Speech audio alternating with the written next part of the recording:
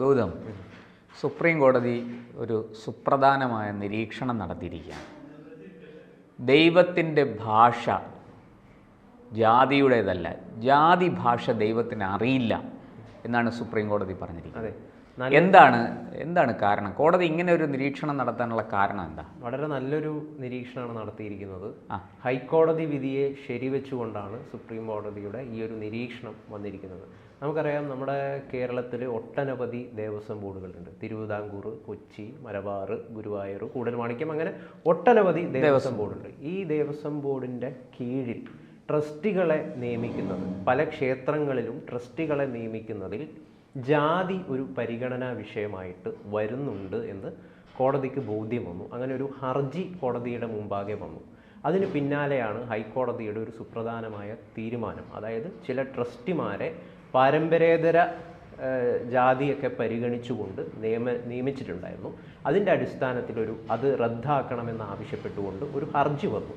ആ ഹർജിയെ ഹൈക്കോടതിയിലാണ് വന്നത്. ആ ഹർജിയെ ശരിവെച്ചുകൊണ്ട് ചില ട്രസ്റ്റിമാരുടെ നിയമനം ഹൈക്കോടതി റദ്ദാക്കി. ജാതിയാണോ അതിന് കാരണം? പാരമ്പര്യേതര ജാതി പരിഗണിച്ചുകൊണ്ടാണ് ചില ആളുകളെ ട്രസ്റ്റിമാരായിട്ട് പല ക്ഷേത്രങ്ങളിലും നിയമിക്കുന്നത്. അപ്പം അത് റദ്ദാക്കിക്കൊണ്ടാണ് ഹൈക്കോടതിയുടെ ഈ വിധി വന്നിരിക്കുന്നത്. അത് ശരിവെച്ചുകൊണ്ടാണ് സുപ്രീം കോടതിയുടെ ഈ നിരീക്ഷണം ഇപ്പോൾ പുറത്തു വന്നിരിക്കുന്നത്. ഇത് തിരുനാവായ ശ്രീ വൈരങ്കോട് ഭഗവതി ക്ഷേത്രം, അതായത് മലപ്പുറം ജില്ലയിലാണ്, തിരൂർ ടൗണിൽ മലപ്പുറം ജില്ലയിൽ സ്ഥിതി ചെയ്യുന്നൊരു ക്ഷേത്രമാണ് ഈ തിരുനാവായ ശ്രീ വൈരങ്കോട് ഭഗവതി ക്ഷേത്രം. അവിടെ ട്രസ്റ്റിമാരെ നിയമിച്ചതിൽ പാരമ്പര്യേതരമായിട്ടുള്ള ജാതി പരിഗണിച്ചു എന്ന് കോടതി കണ്ടെത്തി.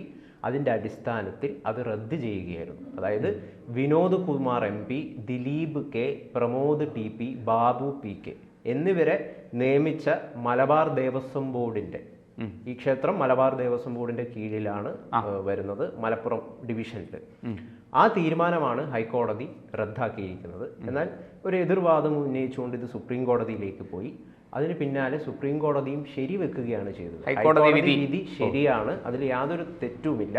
ജാതി ഒരു പരിഗണനാ വിഷയമാവരുത്, പ്രത്യേകിച്ചും ട്രസ്റ്റിമാരെ ക്ഷേത്രങ്ങളിൽ നിയമിക്കുന്നത്. അപ്പോൾ ഇവരുടെ അഭിഭാഷകൻ ഒരു എതിർവാദം ഉന്നയിച്ചു. അങ്ങനെ ഒരു സാഹചര്യം രൂപപ്പെടുകയാണെങ്കിൽ അവരെന്താ പറഞ്ഞത്? ഈ അഭിഭാഷകർ എന്താ പറഞ്ഞത്? അങ്ങനെ ഒരു സാഹചര്യം രൂപപ്പെടുകയാണെങ്കിൽ പിന്നാക്ക വിഭാഗങ്ങളിലുള്ള ഒരുപാട് പേർക്ക് അവരെ നമ്മൾ ഒഴിച്ചു മാറ്റേണ്ടി വരും. അവർക്കൊരു സ്ഥാനം, അവസരം ലഭിക്കാതെ പോകും. അതായത് ഈ തന്ത്രിമാരുടെ നിർദ്ദേശം മാത്രം കേട്ടുകൊണ്ട് ട്രസ്റ്റിമാരെ നിയമിക്കുകയാണെങ്കിൽ ഈ പാരമ്പര്യത്തിൻ്റെ അടിസ്ഥാനത്തിൽ മാത്രം ആളുകളെ നിയമിക്കും.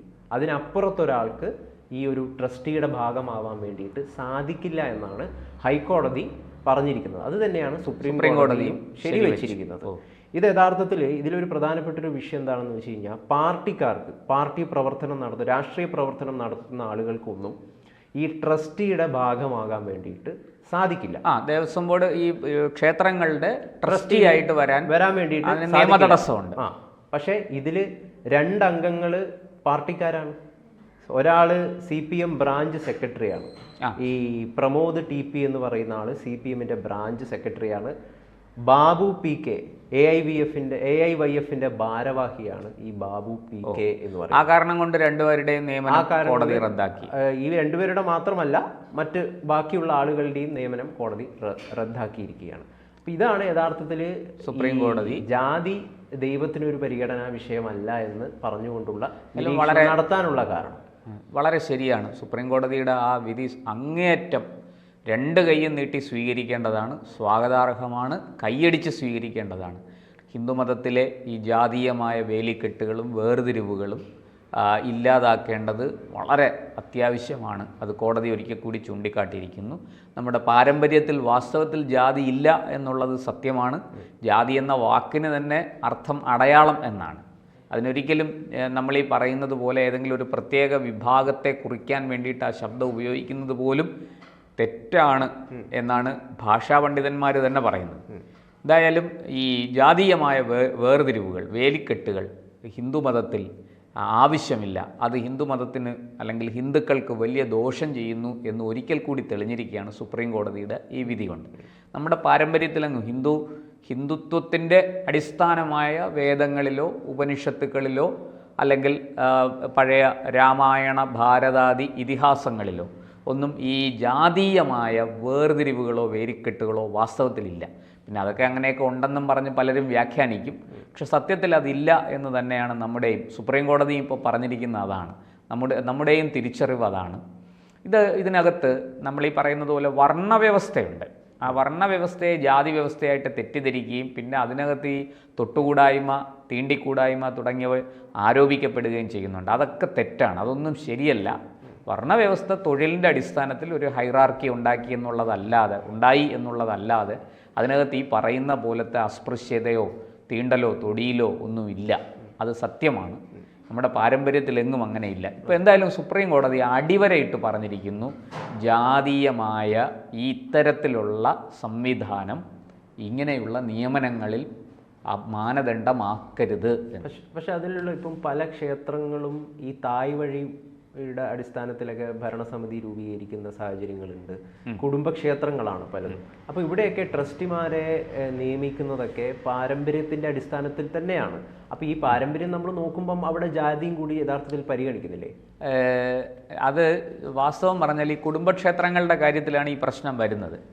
ഈ കുടുംബക്ഷേത്രങ്ങളല്ലാതെ ചില പ്രത്യേക സാഹചര്യത്തിൽ പിന്നീട് ട്രസ്റ്റുകൾ രൂപീകരിച്ച്, കാരണം ആരും നോക്കാനില്ലാതെ പലരും ഉപേക്ഷിച്ച് പോയ ക്ഷേത്രങ്ങളൊക്കെ ഉണ്ടാവും. ഇതെല്ലാം പിന്നീട് നാട്ടുകാർ ഒത്തുകൂടി ട്രസ്റ്റ് രൂപീകരിച്ച് ആ ട്രസ്റ്റിൽ അങ്ങനെ ട്രസ്റ്റികളായി വരും. അങ്ങനത്തെ ധാരാളം ക്ഷേത്രങ്ങളുണ്ട്. നമ്മുടെ നാട്ടിൽ തിരുവനന്തപുരത്ത് വളരെ പ്രസിദ്ധമായ ആറ്റുകാൽ ക്ഷേത്രം. ആറ്റുകാൽ ക്ഷേത്രത്തിൽ ആ പ്രദേശത്തുള്ള ആൾക്കാർ, ആ ആറ്റുകാൽ ക്ഷേത്രത്തിൻ്റെ പരിസരത്ത് താമസിക്കുന്ന ആൾക്കാർ ഒത്തുചേർന്നാണ് അവർ ഈ ട്രസ്റ്റ് രൂപീകരിച്ചതും. അത് അതൊരു കുടുംബക്ഷേത്രമായിരുന്നു. ആ കുടുംബം അതിനെ ഈ ട്രസ്റ്റിന് വിട്ടുകൊടുക്കുകയായിരുന്നു. ഈ കുടുംബത്തിലെ ഒരംഗം തന്നെ അവിടെ ആദ്യകാലത്ത് അതിൻ്റെ ചെയർമാനൊക്കെ ആയിരുന്നു. പിന്നീട് അദ്ദേഹം മാറി, അതിനുശേഷം പുതിയ ചെയർമാൻ വരികയാണ്. അപ്പോൾ അവിടെ പ്രദേശത്തുള്ളവർക്കാണ് സ്വാധീനം. ഇപ്പോൾ അങ്ങനെ അല്ലാത്ത ചില ക്ഷേത്രങ്ങളുണ്ട്. പത്മനാഭസ്വാമി ക്ഷേത്രം, അവിടെ ട്രസ്റ്റി, അവിടുത്തെ അധികാരം ഈ രാജകുടുംബത്തിനാണ്. രാജകുടുംബത്തെ അതിൽ നിന്ന് മാറ്റി നിർത്താൻ പറ്റില്ല. അവിടുത്തെ ആചാര അനുഷ്ഠാനങ്ങളിലെല്ലാം രാജകുടുംബവുമായിട്ട് ബന്ധപ്പെട്ടിരിക്കുന്നു. ഇപ്പോൾ നമ്മുടെ ഗുരുവായൂർ ക്ഷേത്രത്തിൽ അങ്ങനെ ചില കാര്യങ്ങളുണ്ട്. അവിടുത്തെ കഴകം ഇന്ന കുടുംബത്തിനാണ്, അവിടെ ഇന്ന കാര്യം ചെയ്യേണ്ടത് ഇന്ന കുടുംബക്കാരാണ്. അതുപോലെ നമ്മുടെ പല ക്ഷേത്രങ്ങളിലും, മഹാക്ഷേത്രങ്ങളിൽ ഒട്ടുമിക്ക ഇടങ്ങളിലും അത്തരം ചില പരമ്പരാഗതമായിട്ട് തുടർന്ന് വരുന്ന ഈ പാരമ്പര്യത്തിൻ്റെ ഒരു സ്വഭാവമുണ്ട്.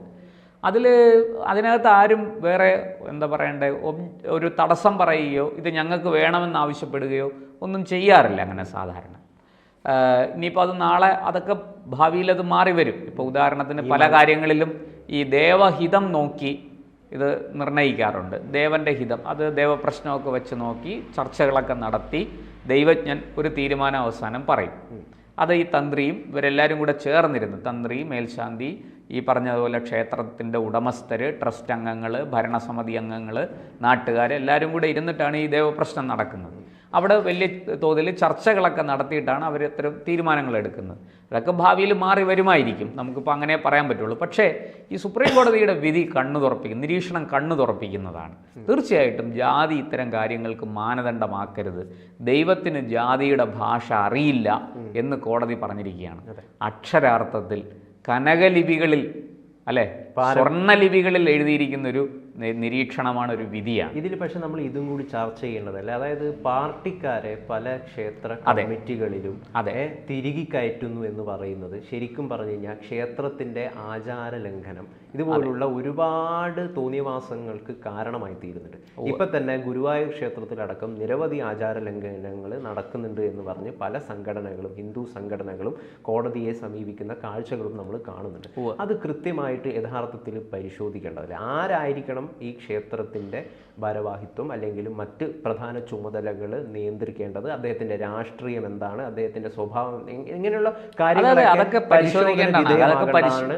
ഈ ദേവസ്വം ബോർഡ് അടക്കം സർക്കാർ നിയന്ത്രണത്തിൽ നിന്ന് പൂർണ്ണമായിട്ടും ഒരു സ്വാതന്ത്ര്യം ലഭിക്കണമെന്ന് പറഞ്ഞുകൊണ്ട് ഈ സുബ്രഹ്മണ്യ സ്വാമിയും അതോടൊപ്പം തന്നെ TG മോഹൻദാസിനെ പോലുള്ളവരൊക്കെ ഹർജികളൊക്കെ സുപ്രീം കോടതിയെ സമീപിക്കുന്ന അങ്ങനെയുള്ള ഒരുപാട് കാര്യങ്ങൾ ഇതുമായി ബന്ധപ്പെട്ടുള്ള വിവാദങ്ങൾ. ഒറ്റ വാക്കിൽ പറയാം, ഈ ക്ഷേത്രം ഭരിക്കുന്നവർക്ക് അതിൻ്റേതായ ഗുണനിലവാരം വേണം. അവർ ഭക്തരായിരിക്കണം, അവർക്ക് ആ ഡയറ്റിയോട്, ആ ദേവതയോട് വിശ്വാസം, ദേവതയിൽ വിശ്വാസമുണ്ടാകണം, അവർ ദൈവവിശ്വാസികളായിരിക്കണം, ആ ആചാര അനുഷ്ഠാനങ്ങൾ പിന്തുടരുന്നവരായിരിക്കണം, അതിനുള്ള മര്യാദ അവർ കാണിക്കണം. ഇങ്ങനെയെല്ലാം ഉള്ള മാനദണ്ഡങ്ങൾ അവർക്ക് നിർബന്ധമാണ്. അല്ലാതെ ക്ഷേത്രവിശ്വാസികളല്ലാത്തവരെ, പാർട്ടിക്കാരെ, ഏത് രാഷ്ട്രീയ പാർട്ടി ആകട്ടെ, പാർട്ടിക്കാരെ ഒന്നും ആ സ്ഥാനത്ത് വയ്ക്കരുത്. അത് തെറ്റാണ്. മുമ്പ് അത് ഇപ്പോഴത്തെ ഈ വിധിയിൽ, ഈ സുപ്രീം കോടതി വിധിയിലൂടെ അത് കൂടുതൽ വ്യക്തമായിരിക്കുകയാണ്. എന്തായാലും ഭാവിയിൽ നമുക്ക് ഈ ക്ഷേത്രങ്ങളുടെ എല്ലാം ഭരണം ഇത്തരത്തിൽ രാഷ്ട്രീയക്കാരുടെ കയ്യിൽ നിന്ന് മോചിപ്പിക്കപ്പെട്ട് അത് ഭക്തരുടെ കയ്യിലേക്ക് വരും എന്ന് നമുക്ക് വിശ്വസിക്കാം, അതിനുവേണ്ടി പ്രാർത്ഥിക്കാം. ഇപ്പോൾ അതേ സാധ്യം. എന്തായാലും ദൈവം ജാതി പരിഗണിക്കുന്നില്ല. ഇല്ല.